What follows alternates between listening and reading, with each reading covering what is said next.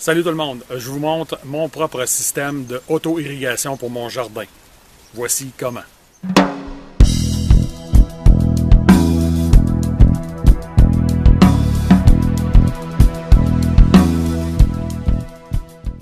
Si comme moi vous avez un chalet où est-ce que vous avez soit l'eau courante mais vous n'êtes pas là la semaine ou pendant quelques semaines, ou que vous avez un chalet dans le fond du bois puis que vous avez soit pas l'eau courante et que vous avez une bâtisse, c'est un système assez facile à comprendre, vous allez voir.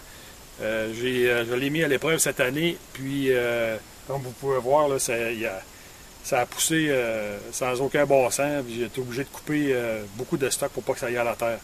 Fait que ça marche numéro 1. Le système d'auto-irrigation que j'ai fait, c'est facile. C'est de l'eau récupérée de notre toit, du garage, qui descend dans le 45 gallons, qui se remplit. Une fois qu'il est rendu en haut, il va déborder tout simplement. Sinon, en bas, j'ai une valve.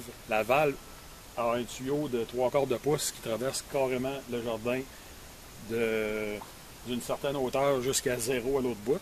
À partir de ça, j'ai des valves qui sont piquées dans ces tuyaux-là. J'en ai 6 ou 8. Puis ces valves-là sont ajustables. Puis c'est ça qui va distribuer l'eau à travers mon système d'irrigation.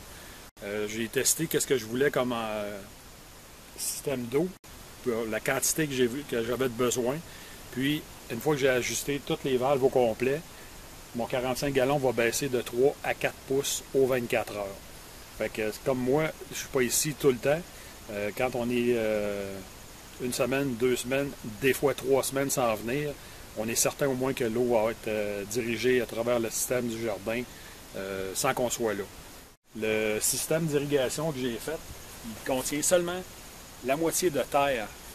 Quand j'ai fait mes boîtiers, j'ai mis de la terre juste à la moitié. Ça ne donne rien d'avoir de la terre jusqu'en bas, parce que j'ai pris de la terre de bonne qualité, là, engraissée, puis tout ça. Puis ça a pris le temps de le dire, puis il y avait déjà de quoi qui sortait de la terre. Sur ça, j'espère que ça vous a donné des idées de conception de votre propre jardin en milieu plus sauvage un petit peu. Puis ça peut même fonctionner très bien chez vous si vous n'avez pas le temps de vous occuper de votre jardin. Vous faites ça, fini, vous n'avez pas à vous occuper de ça. C'est super le fun. Ça vous permet d'avoir un jardin sans garder l'œil dessus à temps plein pour pas qu'il manque d'eau. Puis moi, c'est le cas. J'avais pas tout à fait le temps pour venir tout le temps. Là. Fait que c'est pas fini. Je vais faire d'autres choses, ça c'est sûr et certain, pour continuer mon projet. Alors sur ça, ben, merci et à la prochaine.